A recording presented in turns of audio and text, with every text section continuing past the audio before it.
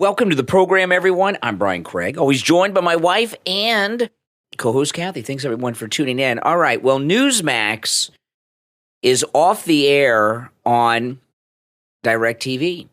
And, you know, this is really upsetting to me. NewsMax is the number 4 rated cable news network, which is absolutely amazing because think about that. They're number 4. That means they're right behind MSNBC. And they're not on every cable system. That's with being on the fewest cable systems of any of these people. Like they're beating Fox Business, they're beating CNBC, and Fox Business, CNBC, they're on most every cable system. So to be number 4 when they're on so few cable systems really is amazing. And I'm a big NewsMax fan, and AT&T took them off of DirectTV, and for many of the same reasons they took One American News off openly. Not the real reason. They don't want to give them any of the profit sharing. Cable networks, if you're in the top 100 of the cable channels on a cable system, they give you very small fees, part of the subscriptions that people pay. They don't want to give it to NewsMax. They give it to all the news outlets, even the ones that are way behind them, okay, in the ratings. And they're in the top 20 on most cable systems that they're on overall on cable channels. Top 20 of all cable channels, not news channels, cable channels. And this is a terrible, terrible thing. And NewsMax, I watched Chris Ruddy talking about this on NewsMax. He was on Rob Schmidt's show yesterday, and I missed it. I watched it online. Rob Schmidt's great. He's very good. And he said it's more of a business dispute than political. And I think the reason he's going that direction with it's political, guys, okay? It's political. The reason he's going that direction is because they're still in negotiations. They're trying to get back on DirectTV. It's not going to happen. They're not going to let them back on. They don't want NewsMax available to people. And I know if you're listening to this program, you get all your news and information from the internet. I get 99% of my information from the internet. Yeah. Really, you know, I don't watch cable news. The only reason I follow it at all is because Steve Kane is into the TV news, you know, so I got to keep up a little bit on it. But and if there's breaking news, if there's something really big happening, I will turn on the cable news to watch it. But I don't watch the cable news. I really haven't watched the cable news in years. I find it slow and boring and terminal and uninteresting. They don't report the news. They just talk about it and they call themselves news. But NewsMax is important because even though you listening to me, like me, get all our news and information online, millions of people don't. And millions of people get their news from NewsMax. So NewsMax, they offer for free their app. And I have it on all our devices. I have it on our televisions, and I have it on my phone. I have it on my iPad. Mostly I watch NewsMax, though, not on TV or not on their app. I watch it on YouTube. They live stream 24 hours a day on YouTube, NewsMax, and that's where I watch it most of the time. If I watch it. I mean, I don't even really watch it that much at all because I don't really watch the cable news format. But I do go back on their app on the weekends when I'm doing work around the house, and I'll watch Greg Kelly and I'll watch Rob Schmidt. Okay, I usually watch them on Saturday and Sundays when I'm doing stuff around. Before you're up, Kathy, because I get up really early, and sometimes on the weekends I'll get in this head where I'm going to clean the whole house and do all this stuff. Yeah, I love those days. Yeah, and I'll put on Greg Kelly and Rob Schmidt, and I'll catch up. But they're going to start charging for that free app. Yeah, well, they got to, Yeah, they got to make money. They got it to be in business. They got to make money, and this is a big loss. You know, NewsMax has been around for many, many years, and no one was watching it. And then didn't they take it off AT&T before, and then that was OAN? I think that was OAN. If they did, I don't remember. NewsMax was removed for a while too, and then they got back on. Remember, it was a big thing. Well, I'm unclear right now because this is developing. Are they off of AT&T and DirectTV, or just DirectTV? Because AT&T owns DirectTV. Yeah, so this happened not too long ago with NewsMax, and then they got back on, and so it's hard to keep track. Well, they're off now. As of tomorrow, they will be off, okay? That's great. And that's a big blow. Yeah, and the reason that that's happening, I don't care what anybody says, it's to help Fox News. Fox News is about to go away in the ratings, and they're already irrelevant to me, but they're about to become irrelevant because of the rise of NewsMax. And Greg Kelly and Rob Schmidt have just been ratings powerhouses. Do you think it was a mistake? Fox? Do you think it was a mistake to hire Eric Bolling? Yes, because he is not making that any easier. He's always bashing Fox, and he's got a personal vendetta. And I wonder if hiring him got these wheels going in Fox News. What happened at Fox? But you think it was still a mistake to hire him? What happened with Newsmax has nothing to do with Eric Bolling. Okay, we'll talk about that in a second. But what's happened, Fox is they got rid of Tucker, and the ratings have gone down the tubes, and Newsmax is number 4. But I think if they were still on DirectTV, by the end of this next election season, they would probably be number 3. They'd probably beat out MSNBC. But Fox News is about to fall off the map ratings-wise. So this is happening to boost up Fox because they tell them that the Newsmax viewers from DirectTV are going to go back to Fox. Here's what I think's happening. I think it's several factors. I think it's political, but I think Fox is definitely behind it. And I think they're afraid Tucker's going to go to Newsmax and destroy Fox News once and for all, do the final death blow. And I think they're thinking once his contract is up that Chris Reddy already said that he would hire Tucker and give him complete creative control over the network. And that would be Fox's biggest fear because he would create a whole network based on what he wanted. It would be a slam dunk. It would be super popular. And they're trying to, I think, to prevent that from happening. They don't want to give Tucker that avenue to go to. And that's really the only place he can go as far as on TV. So I think that has a lot to do with Fox this as well. News, after they let Tucker go, they had that debate, that Republican debate without Trump, all these wannabes. It was the lowest rated debate in modern times, in a primary, in an equivalent level debate. They're going down the tubes. This is to save Fox. I put on Fox. I don't even watch it honestly anymore. But once in a while, if something's happening, I will put it on with you. 10 minutes. It is terminally boring without Trump. It is so, because I told you they're going to do a blackout of Trump. They're not going to, after the debate, they don't even talk about him anymore. Unless once in a while about the court things going on, it's a little blip. But when I put it on, which is not often, maybe 10, 15 minutes, it's just so boring now. All they talk about is the border and now the war, of course. Yeah. And not that news has to be entertaining to me, but I also don't really just need to see endless footage of a battle going on in a war that I have no control over, can do anything about. It just upsets me. So I just don't like watching the news in general right now. But I think a lot of people, I think this post-Trump, I don't want to say post-Trump, but I'm saying from his first reign as president, he changed the media so much, and it was so exciting with him. And now that they've shut him out, it's just not as exciting. You go to places where you see Trump. Well, Newsmax. I hate to say that. I guess that sounds bad. So Newsmax not being on DirectTV and charging for their app is a very poor business model, because if you're a person who's going to watch their app, which is good because their app is in high definition 4K. It's a very good picture. How much is it going to be?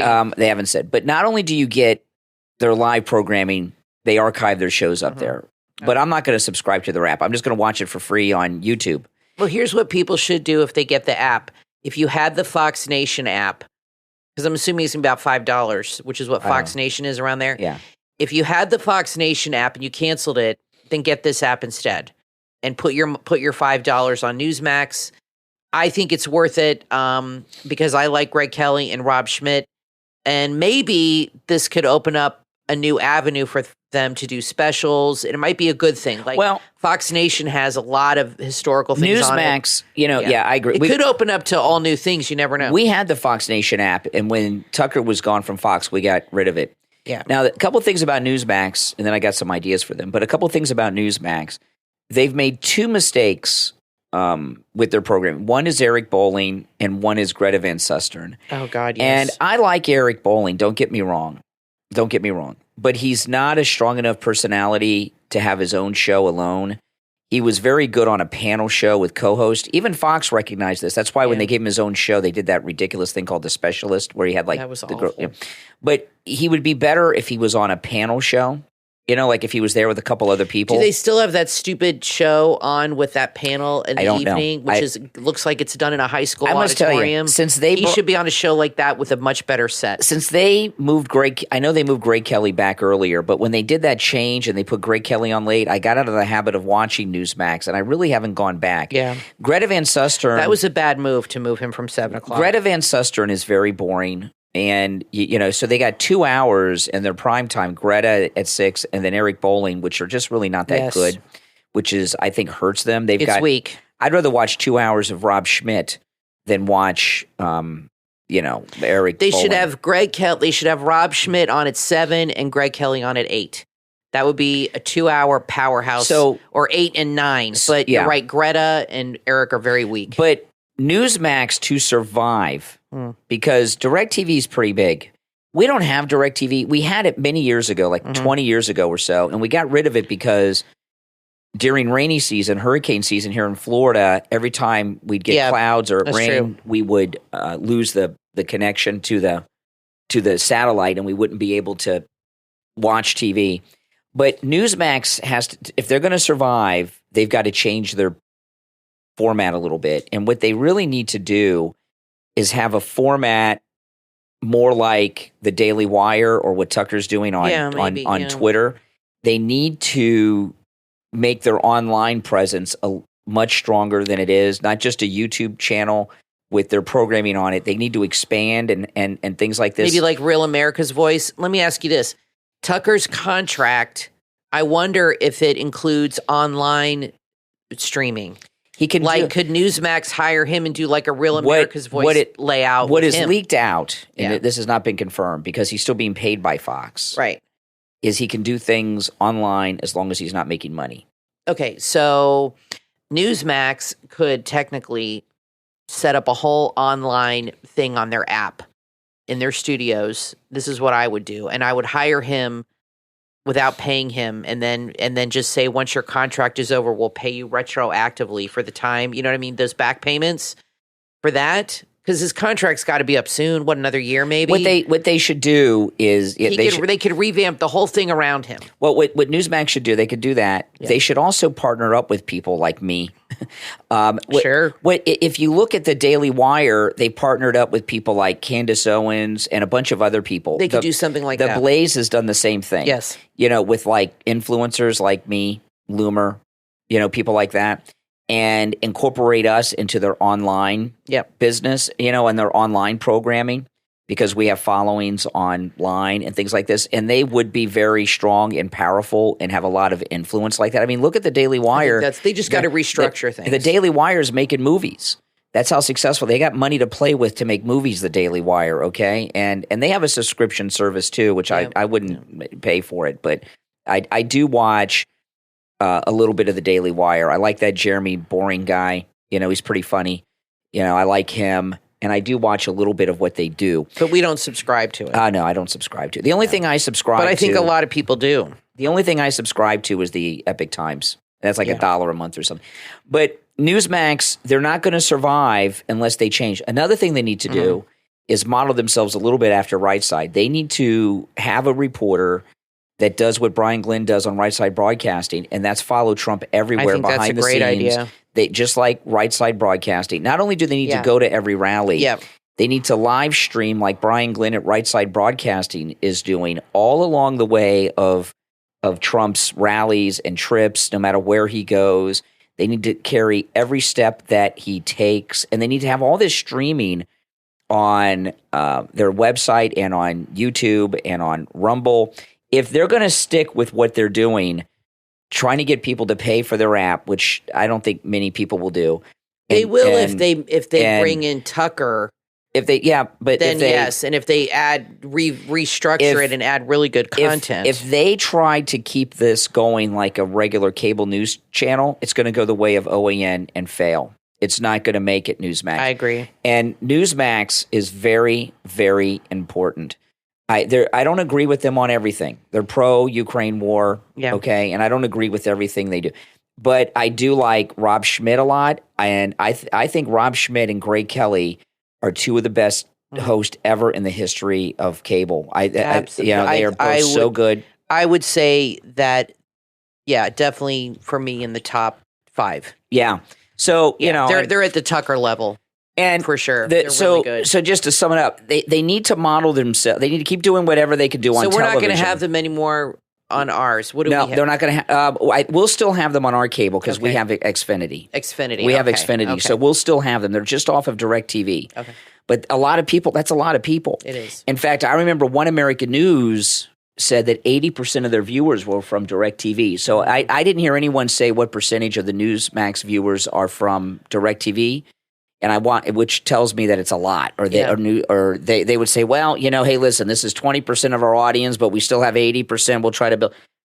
I didn't hear that, so I think it's a big chunk of their audience. So they're going to have to restructure, kind of like a mix between what Tucker's doing, what we're doing here, and what the Daily Wire is doing. The Daily Wire, the Blaze, Tucker, model after that. It has to be kind of like that. They need to bring in, because at the Daily Wire. In particular, they have a lot of people that have podcast and YouTube channels like we have, and they use them, and they hire them over to use them. They need to do that. They need to have podcast. They need to do all of that if Newsmax is going to survive. Now, I want to tell you guys about Mike Lindell, the inventor of the MyPillow, the Thomas Edison of sleep and Christmas time, because hey, listen, we're in holiday shopping season, and the place to do your shopping is at mypillow.com with our promo code Kane at checkout, Kane. You can use our promo code Kane on all the specials at mypillow.com, not just the ones that I talk about, okay? Kathy and I talk a lot. We do a huge chunk of our Christmas shopping at mypillow.com. And the products are great, and the prices they're cheap with our promo code. They're really cheap, like the MyPillow 2.0 with cooling technology is 50% off. The MyPillow My Slippers are $100 off. The MyPillow Mattress Topper 2.0 is 50% off with our promo code Kane, Kane at checkout. And so the gifts are cheap, they last forever, and the people that get them love them and will tell anyone we've given MyPillow products to, every time we see them, all they do is tell us about, I love that pillow, I love that mattress topper, I love those towels. Never heard a negative thing, ever. And they love to tell us how much they love what we got.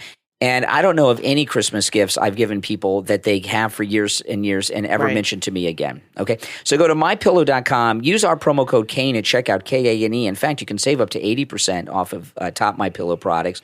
And of course, when you do that, you're supporting this program and all of my content, as well as the great Mike Lindell. So go to mypillow.com and use our promo code Kane, Kane, at checkout for up to 80% off top MyPillow products. We're going to take a quick break. When we get back, oh man, we got something big. Don't go anywhere. We'll be back right after this. From author L. Falloon comes the epic adventure, The Boy Who Knew Fire. Thomas Kane Series Book 1, available on Amazon. In The Boy Who Knew Fire, meet Thomas. He's an ordinary boy who discovers an extraordinary destiny on his 13th birthday. He's about to become the shepherd, a guardian of the elements, and the key to Earth's future. But there's a catch. The awakening of the new elements is still 5 years away. That is, until an ancient adversary, known as the Null, awakens them prematurely, throwing the world into chaos. Now, Thomas must rise to the challenge and become Earth's most unlikely hero. In a heroic journey that's filled with twists, turns, and unimaginable challenges, he's destined to protect the elements and save the world. Order your copy of this thrilling and heartwarming story of courage, destiny, and the power of unlikely heroes. The Boy Who Knew Fire, Thomas Kane Series Book 1, from author L. Falloon, available on Amazon. Hey, good morning, Brian. It's Lisa, and my husband and I received our MyPillow 2.0 that we ordered with Kane the other day, the buy one, get one free, and they're our first MyPillows, and we love them. We absolutely love them. They're just absolutely marvelous. Yeah, I'm so glad. I got slippers on the way, too. Go to mypillow.com and use our promo code Kane at checkout, Kane, and buy your MyPillow 2.0. Right now, buy one, get one free. You can also order by phone, toll free, 800-716-4879, 1-800-716-4879. Promo code Kane. Are you seeking spiritual fellowship and growth in your faith? Join an online Catholic prayer group where faith, prayer, and community come together. Just go to meetup.com and search Catholic Prayer, Fellowship, and Spirituality in Somerset, New Jersey. They gather for rosary prayer sessions 4 nights a week, followed by the Divine Office. There's no experience needed, and first-timers are always welcome. And they're not just about prayer. Once a month, they come together to watch spiritually enriching films and explore the lives of saints. It's a holistic approach to nurturing your faith. There's no debate or judgments, just loving fellowship in prayer. The group is open to Catholics and non-Catholics alike. Deepen your faith and join this incredible group of prayer and fellowship. Go to meetup.com and search online Catholic Prayer, Fellowship, and Spirituality in Somerset, New Jersey, and join the community. You are listening to the Brian Craig Show podcast, broadcasting from sunny South Florida. Brian is joined by his wife and co-host, Kathy. Follow Brian on social media at briancraigshow.com. And now, Brian and Kathy. Welcome back, everyone. I'm Brian, always joined by my wife and co-host, Kathy. You know, Kamala Harris is just not a smart person. I mean, she's just not she's very stupid. And she makes Dan Quayle sound like, a genius, because he used to always say things and misspell things and made a fool out of himself. But Kamala Harris did this interview with 60 Minutes. And let me just play the exchange. I'm not going to set it up. Let me just play it and we'll talk about it in a little bit. But this is just a very stupid person, and it's frightening that she's a heartbeat away, you know what I mean, from the presidency. Just some Democratic donors, and they have told us that should something befall President Biden and he is not able to run, that there would be a free-for-all for who would run as president. You are in the spot that would be. This 60 Minutes guy, does he talk slow enough?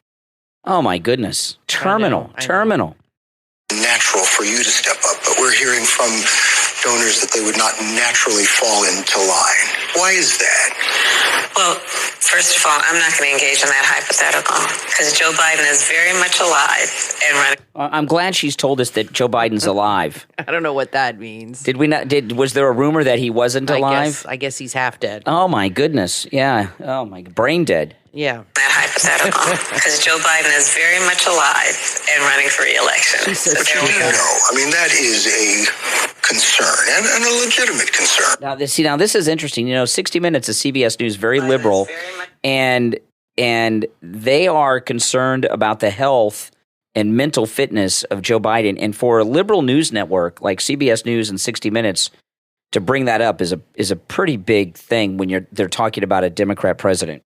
Engage in that hypothetical because Joe Biden is very much alive and running for re-election. So but you do know, I mean, that is a concern and a legitimate concern, I would say. I hear from a lot of different people, a lot of different things, but let me just tell you, I'm focused on the job. I truly am. Our democracy is on the line, Bill, and I frankly, in my head, do not have time for parlor games when we have a president who is running. Did she say parlay games? Like parlor games.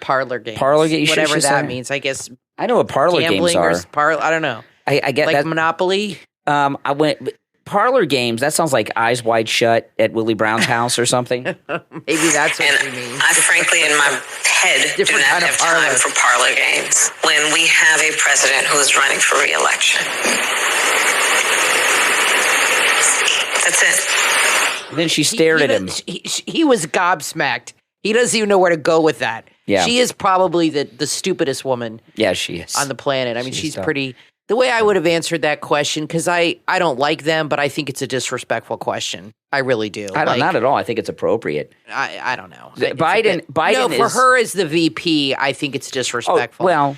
And I would have said. Penn set a new standard for VPs. Yeah, I would, from her point of view. Backstabber. I would have just said, that's kind of a disrespectful question that I really don't want to entertain right at this time. Everything's fine. Yeah.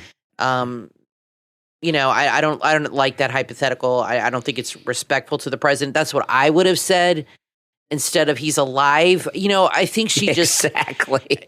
She's stupid. Oh yeah, she's and stupid. She really Very just stupid. Doesn't get better. She hasn't gotten better with the job. It's gotten worse. And I think there's a lot of eye rolling that goes on behind the camera when she's being recorded, or when they see it. But she will never be president. Ugh. This woman will never be president. Nobody likes her. Imagine? She's horrible. But I don't see anybody viable challenging Biden. They're stuck with him. Nobody is going to, he is not going to, I've said this all along, he is not going to quit. He is not going to drop out. There's no reason for him to. They're not impeaching him. Nope. They just came out with more evidence of emails.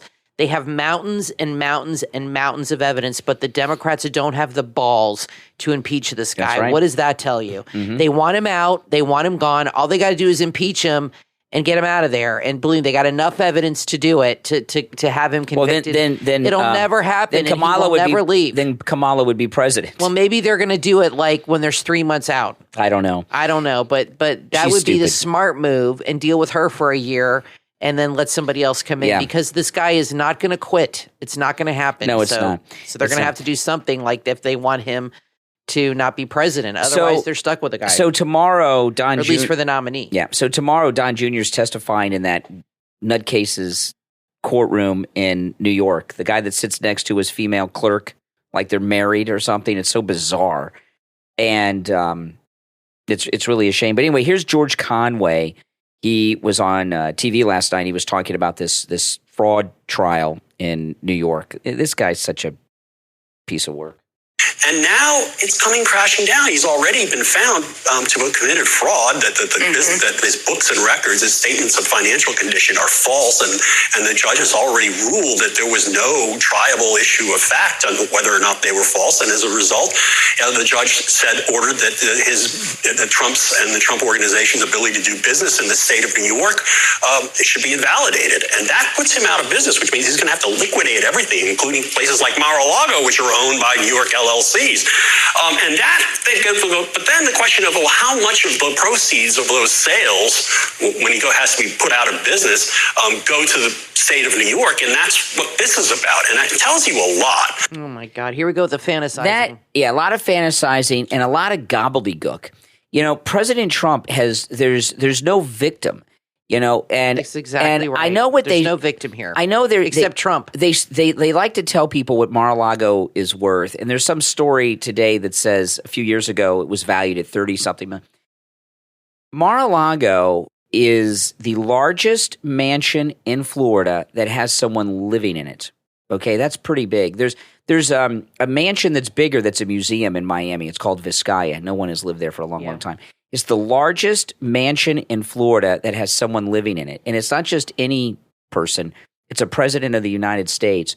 And Mar-a-Lago will be a national landmark. I believe that President Trump's final resting place will be at Mar-a-Lago. Like Elvis. Yeah, I do believe his final resting place will be at Mar-a-Lago. Oh, for sure. His presidential museum after his second term, I think, will be a short drive or bicycle ride away from Mar-a-Lago. And that is a priceless place. You cannot put a value on Mar-a-Lago. Why can't he It just is get priceless. a business license in Florida? I'm sure he has multiple business licenses in multiple states. I don't even know how business licenses work. But this idea that he's committed fraud, and so far as the property value, there's no fraud because, like you said, there's nobody he frauded. He didn't fraud anybody. He didn't commit. There's no victim here, and everybody admits that. When you get mortgages, okay, you don't tell the bank what your property is worth. The bank, they do an evaluation, they do an assessment, they appraise the property. The bank tells you what they will value it at and what the mortgage they will give you is. Nobody has come forward suing him. Nobody is suing him. No bank has come forward and saying he defrauded us on the value. No person. No. This is all coming from the DA. There's no victim that's been defrauded. There's no class action lawsuit. Because he didn't defraud Nobody anyone. has come forward and sued him or right. anything. This is all coming from the DA's office. Like our house, I could say that our house is worth $10 million. And if I go to the bank and say my house is worth $10 million, I want to get a mortgage for $10 million, they'd send an appraiser who would appraise the house, and then they would tell us what they value the house at. And if I still say it's worth $10 million, I haven't defrauded anyone. Right. And if the bank gives us a loan for $10 million, well, that's on them. They did the appraisal. Right. So exactly. Trump didn't defraud anyone. There's no fraud. they think if they get enough of these cases going, that something will stick, and it's really desperate twisted. to get MAGA to turn against him, but never going to happen. His popularity is only growing. It's never going to happen. And I think personally, I could be wrong. I've said this before. I think he wants this judge to throw him in jail for a couple days, because I think Trump knows he'll go up another 10 points in the poll. More. He's already got the mugshot. He's already gone this far. Yeah. Why not? So I think he's thinking, let him throw me in jail for 48 hours. Yeah. Let them do that. And the people will react. My polls will go up even more. And then, I think he wants to do it in a way like a test. You know what I'm saying? To let everybody else know, well, if we put him in jail, this is not going to be a good thing for us. I want to take a moment to thank our Patreon supporters. Thank you so much, everyone, for your support. And remember, Patreon supporters, make sure you go to that Patreon page, because Kathy and I are always posting things up there that only you have access to. And if you'd like to become a Patreon supporter, there's a link in the description of this and every episode. And our top Patreon supporters get a live on-air thank you shout-out on each and every podcast episode. So the names you will hear now are our top Patreon supporters. I want to thank Andrew and Connie, Christine, ETW, Chuck, D, Pamela, Rome, Wisconsin, Mike P, Macho, Wesley, Nick, Rick, Maria in Texas, Melissa, John, Paulette, Carlos, Arctic Fox, Richard, David, and Heather. These are our top Patreon supporters. Thanks so much. And again, if you want to become a Patreon supporter, there is a link in the description of this episode on whatever platform you're listening to us on. I just want to mention, I don't want to get into a deep discussion of it, because I talked about it a lot today and yesterday about this interview with DeSantis with Patrick Bet-David on Valuetainment. And Patrick Bet-David, watch my YouTube video, my last 2 YouTube videos before this podcast. I get into all the details, and he really humiliated DeSantis on the height question. And I've been hearing from a lot of people today, who cares how tall he is or isn't? I did a poll. Well, before you get to that. So, and I'll give you my thoughts. And Cat Turd on Twitter tweeted something that was very smart. It's not whether he's 5'11" or 5'8" or 5'7". It's why is he going to such lengths? Why is he lying about it? Why is he lying about it? And the point you made. And a lot of people are telling me today, Steve Kane was telling me this, but I've heard from others too in the audience, why are you picking on him? He's done. They're all done, but he's in second place. And if you remember when Trump had all the opponents in 2015, he always focuses on the second place person. And when that person's out and the number 3 becomes the second, then you focus in on them. So Nikki Haley's time will come. She's highly flawed, and we'll get to her. But we've got to continue to expose DeSantis to get him out of this race. Okay, so I put up the question. The results are shocking. Does it matter to you that DeSantis lies about his height? This was on my YouTube channel? Yeah, we've had 1,000 votes since this afternoon. All right. I wrote, okay, here's the question. Does it matter to you that DeSantis lies about his height? The options are yes, shows lack of integrity, and no, I don't care. 51% said no, I don't care. Wow. 49 said yes. So more than half of the people said it doesn't matter. That is shocking to me, and I'll tell you why it does matter, because I know a lot of people were in the chat this morning. You had a few phone calls, and I was going to call in, but I thought I'll just talk about it on this podcast. It matters because, like you've said, it points out, and like Cat Turd and you said, that it points out that he's being deceptive to people. And he's being deceptive about something very petty. Yep. So it shows that he's a very petty man, a very insecure man, and a man willing to lie about anything. He's already lied about MAGA. He's lied about his children. He's a liar. Okay, there's a pattern here, okay? And he's willing to lie about something so petty and small, it shows you how petty he is. So if he's petty with that, he's not going to be a good leader. I can tell you that right now.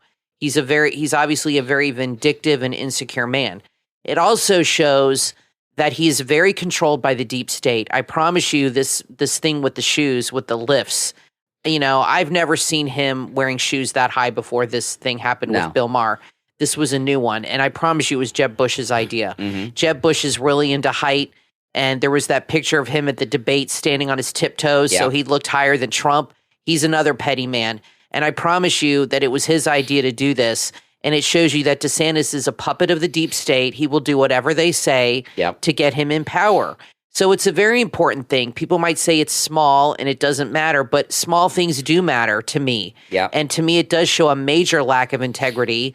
But a lot of people have said, women lie about their weight, so men lie about this. It's not just that he lied. He physically altered his shoes to deceive people. Yeah. And to me, that's a big F you to the voters. He doesn't think enough of you to be honest with you about something like that.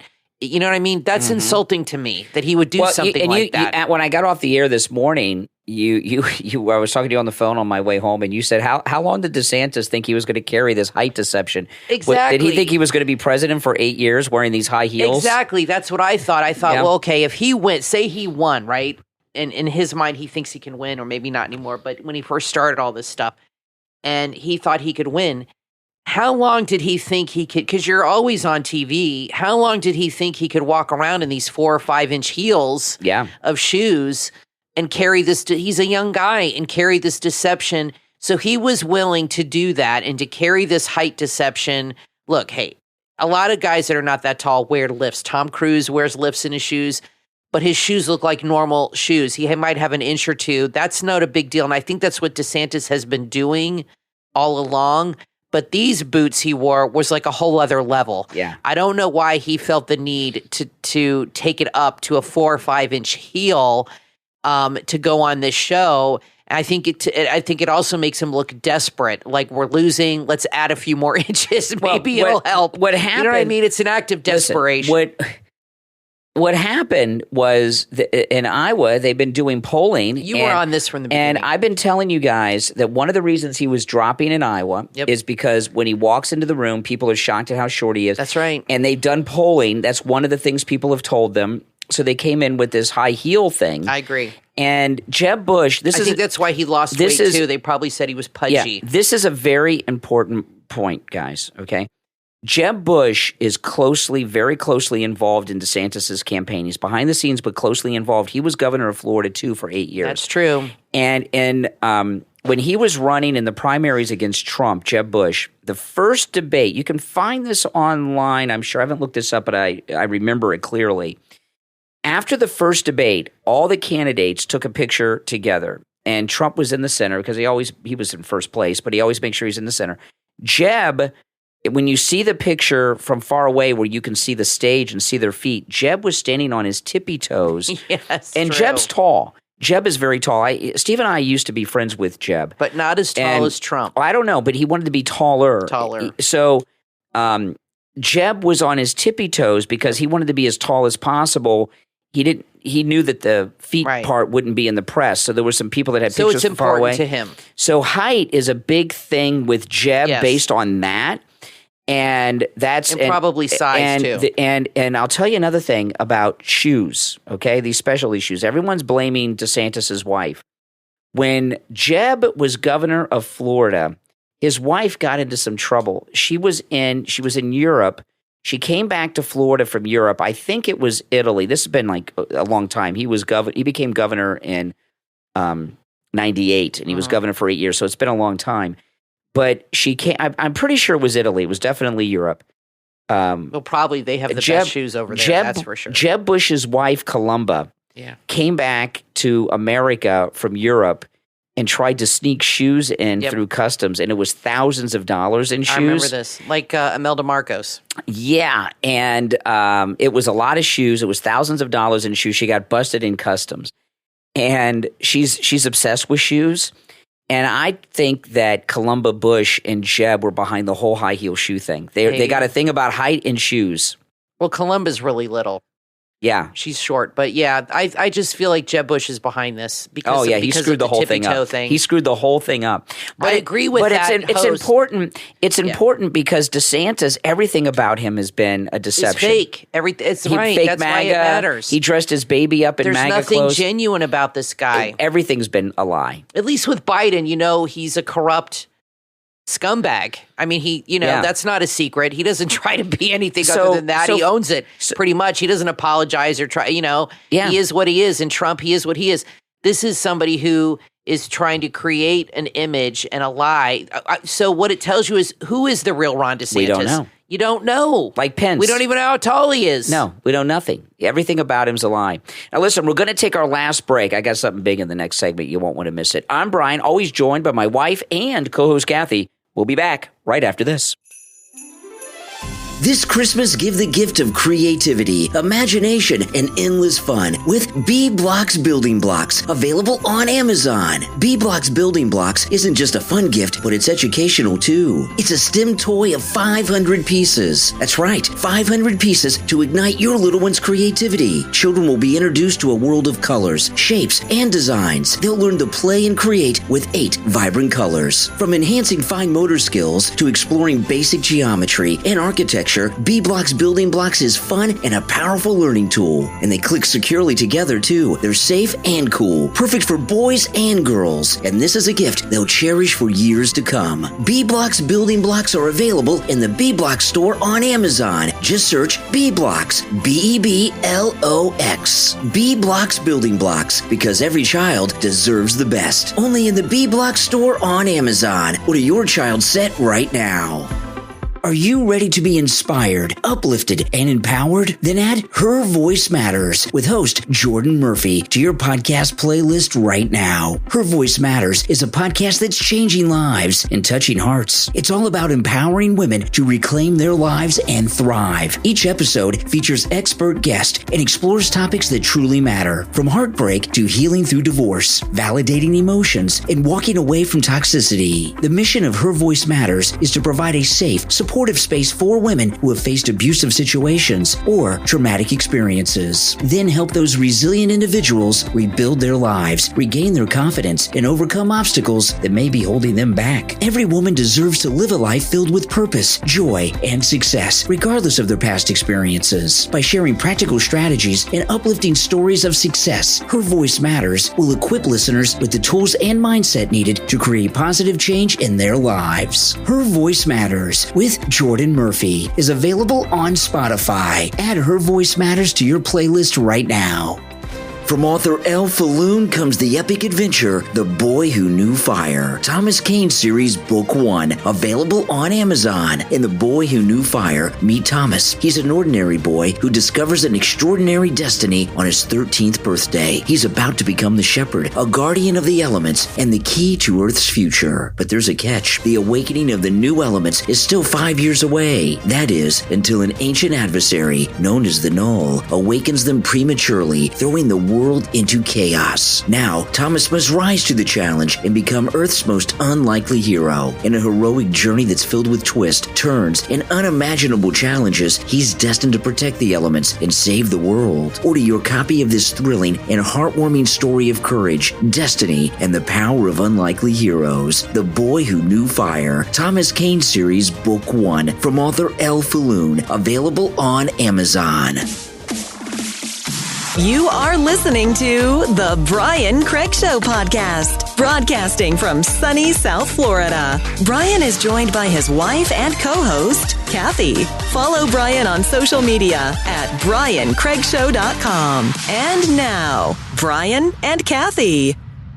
Welcome back, everyone. I'm Brian, always joined by my wife and co-host, Kathy. Now, you sent me this article, Kathy, and it's really good. It's about Robert De Niro. Robert De Niro, who's, by the way, in court being sued by his assistant, being the meanest, worst boss ever. And he admitted in court today that he asked his assistant to scratch his back.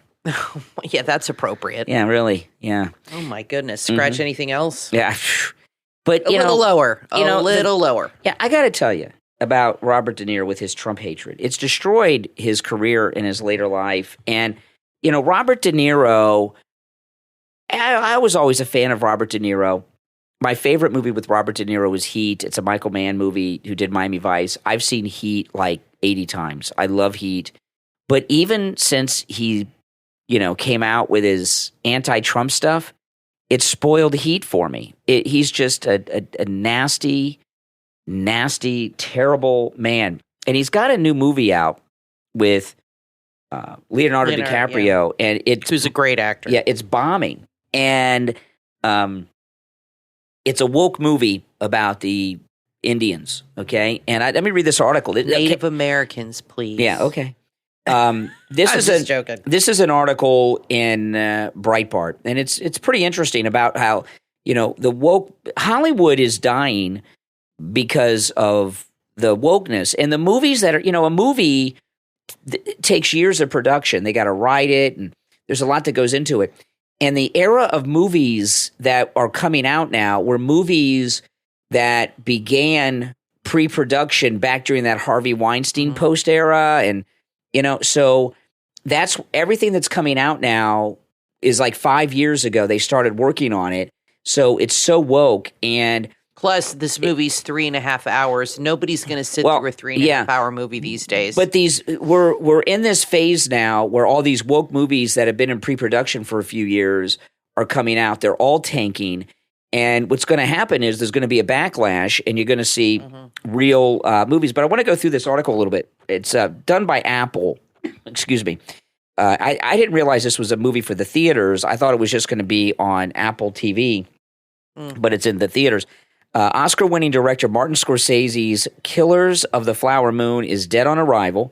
After its second weekend box office collapsed to just $9 million, Apple Studios dropped $200 million, making the movie, another $60 to $70 million to promote it. So $270 million. After 2 weekends, it's grossed $41 million domestic, $85 million worldwide. There's been a 60% drop between weekend 1 and 2, which means the word of mouth is very bad. The sycophants in the entertainment media, this is Breitbart talking, will likely claim Flower Moon took a dive because it's soon expected to stream on Apple TV. Maybe that's possible. Yeah. I mean, we don't go to movies because they're going to be streaming soon. Breitbart points out that less than 10% of the American population subscribe to Apple TV. So that's not there's very not many. a lot of good content on there. Additionally, Flower Moon is being sold as an adult epic that must be seen in theaters with two big movie stars, DiCaprio and De Niro. The sycophants will also claim the 3.5-hour running time has hurt the film, or the fact it's an adult drama instead of a superhero movie.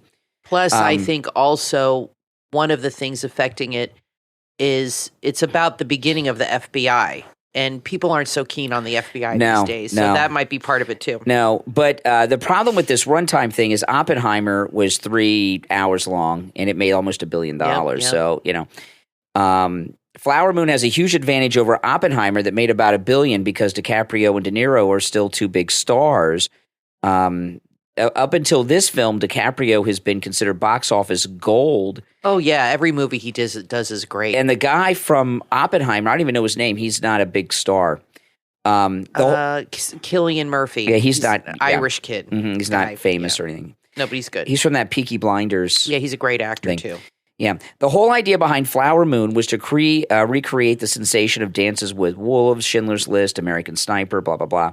Create a must-see event drama, a prestige film that was going to get Oscars. The problem is the movie stinks of woke. Wow. It's about evil Americans murdering noble Indians. It smells of 3.5 hours of a history lesson where we Americans are told to be ashamed of ourselves.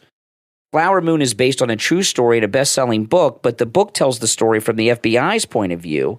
It's about murders. The murders went of Indians. The murders went a long way to establishing the FBI. But in an obvious move to appease the woke Gestapo in the Motion Picture Academy, Scorsese has gone out of his way to tell the film from the Indian point of view, not the FBI's point of view.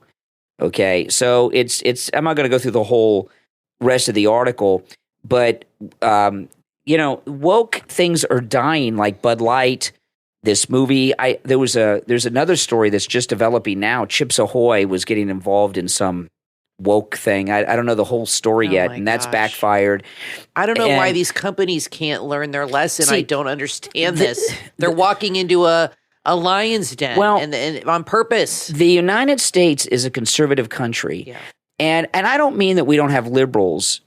Liberals like Robert Kennedy Jr. on many, many things agree with conservatives on. Robert Kennedy is liberal on a lot of things, but he also agrees with Trump and conservatives on a lot of things too, more things than you would realize. Even some who might not tell you, they secretly do. And what's happened is that the Democrat Party has been hijacked by extreme left-wing lunatics, and somehow these companies just aren't realizing. Now, we were talking, I don't know if it was last podcast or the one before, there's been more confirmation that Disney is not going to release their Snow White live-action movie because of the wokeness. And here's the thing about the wokeness and the boycotting. I've never been a boycott person, but it's in the instances that it's been applied lately, it's been working. Okay, Disney is making major changes. Okay, Bud Light, Budweiser's desperately trying to do something. It's going to fail, but they're toast. They're trying to connect Bud Light purchasing to donating to wounded warriors and their families and things like this to try to bring it back. That brand's been destroyed. That's a good cause. So maybe that will help because that is a good cause. See, boycotting, the best thing for activism, because conservatives were new to activism, these days. The capitalism, the marketplace is the best decider of how things will go. And you look at what's happened with these woke backlashes. The Snow White movie's not going to be released. It's a good way to gauge the public, but it doesn't seem to be sinking in, or they just refuse to accept it. No, but I think the public need to accept, the conservative public need to accept that we're winning some of these things. Right. Like, for example, this woke movie with De Niro, this movie is 3.5 hours. I've seen the trailer for it. It looks terminally boring. Yeah. Okay. That's probably part of it. We have Apple TV. I've seen the trailer for weeks on Apple TV, and I got to tell you, I cannot even watch the full trailer. Yeah. It's so terminal, the trailer. It's a lot of talking and people sitting there looking at each other. It doesn't look interesting at all. But that movie, which has lost a lot of money, they're not going to make movies like that anymore. Top Gun, which wasn't really a conservative movie. A lot of people, that Top Gun Maverick, it seemed like a conservative movie because it had a white male lead who was now any movie that has an American flag in it all of a sudden is right-wingers. I mean, what Democrats don't love America anymore? They don't like the flag? But it's crazy. Top Gun Maverick did incredibly well. I've not seen Oppenheimer yet. I will watch it. Yeah. And the fact that it did so well, it's about the guys who built the bomb that we dropped on the Japanese at the end of the war, which is liberals will tell you it was not a popular idea. It saved a lot of lives. So Oppenheimer is a pro-American movie. There's nothing worse. And it made $1 billion. Yeah, there's nothing worse to me in a movie than people just sitting around talking. And preaching. I mean, even if they're saying good things, I just, after 20 minutes, I'm out. Yeah. Brian will tell you if there's I watched a great movie last night, House of Wax with Vincent Price. Yeah. What a great movie that is. An hour and a half, exciting, action, scary from the very beginning. It's a great film, classic. I've been watching a lot of Halloween stuff. And a movie where people just sit and talk, to me, is terminally boring. Yeah. So I'm sure it has that working against it. Who's going to sit and, even Gone with the Wind is a 4-hour movie, but things are happening. It's a great movie. I saw it in the theater when I was 15. My Aunt Millie took me and my sister. Of course, I fell asleep halfway, but still, it was a great film. I wouldn't fall asleep now.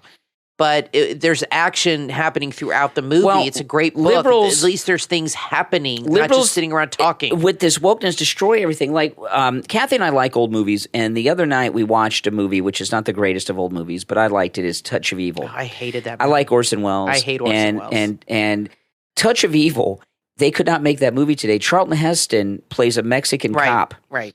And not only does Charlton Heston play a Mexican cop, they make his hair blacker, and I don't care what they say, they made his skin browner, even though it's a black and white film. Probably. He had a little mustache. Yeah, and if they made such a great actor. If they made a movie with Charlton Heston playing a Mexican cop today, it would never the happen. world would come down. Like, I remember when 6 Feet Under was out, and it was a big show. It was on HBO, and the one brother was the character was gay, and he was the guy that went on to play Dexter.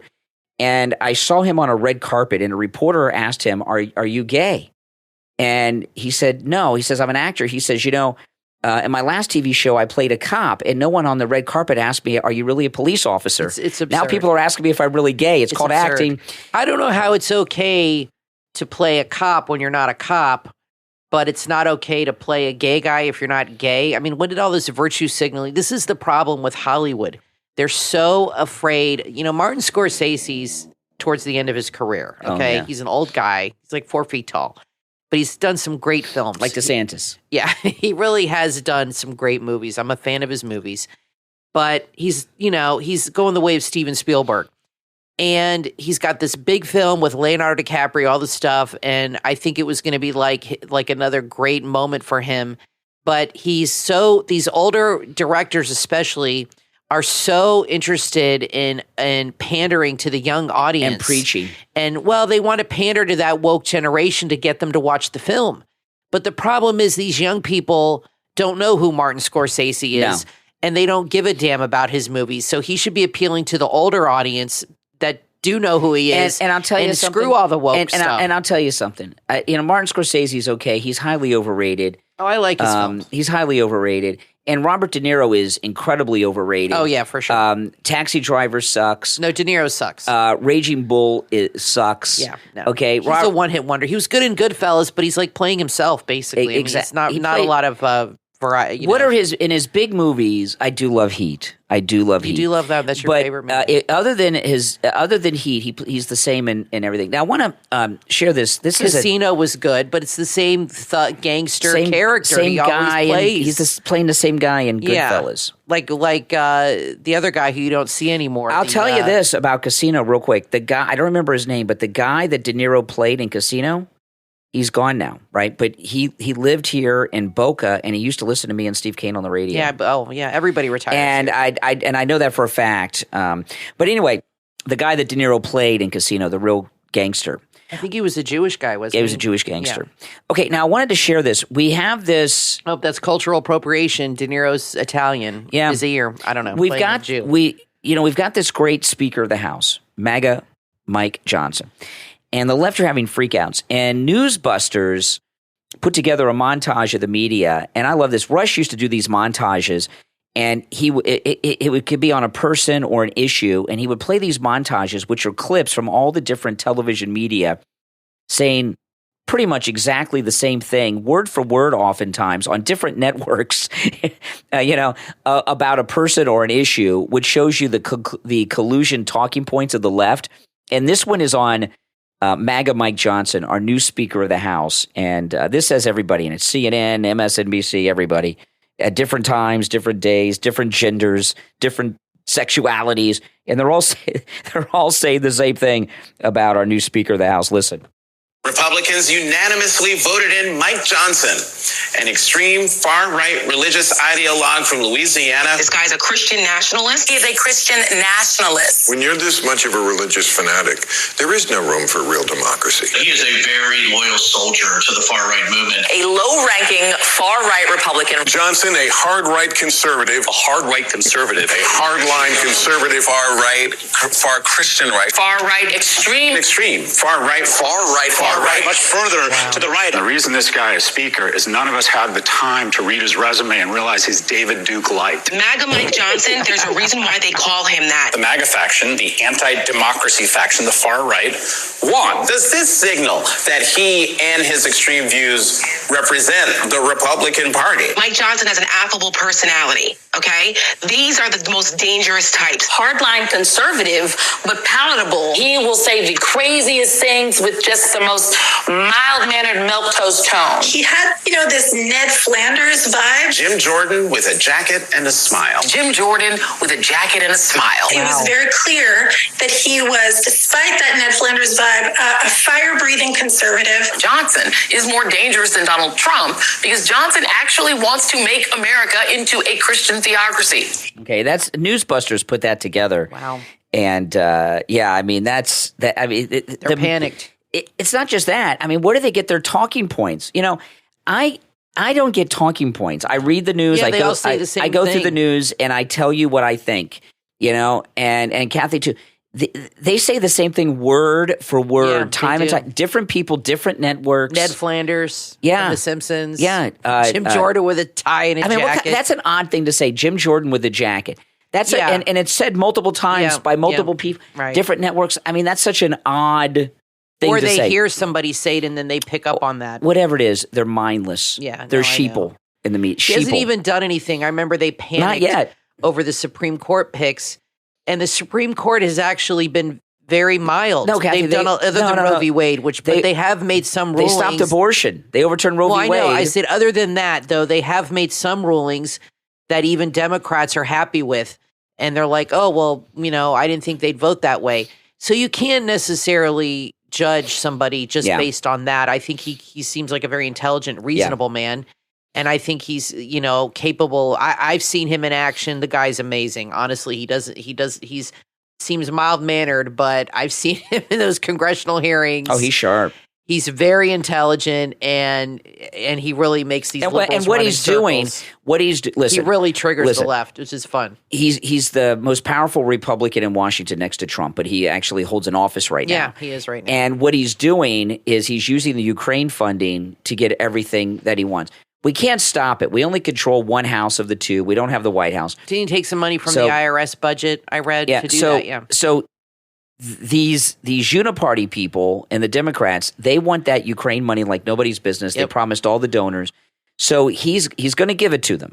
But we can't stop it. We only, so he's going to get everything he wants done in exchange for giving them the Ukraine money. And that's I told you that day one. That's something we're going to have to accept until we win back the other house in the White House. But he's pretty sharp, and they are panicked. Now, guys, don't forget, do your Christmas shopping at MyPillow.com. Use our promo code Kane at checkout, Kane. Yeah, it's almost it'll be November tomorrow. That's right, and save up to 80% off top MyPillow products. My personal recommendations for the best gifts, okay, the MyPillow Mattress Topper 2.0, the MyPillow towel sets. Or a slipper robe combo. The slippers. Those are really nice, especially for elderly parents. They love it. The slippers, the robes. But, for if you're just looking for somebody, you got to get something so you don't want the MyPillows are very good gifts too. Always. So whatever you get there, those are my top recommendations. The mattress topper, the towels, the slippers, the robes, or a MyPillow, okay?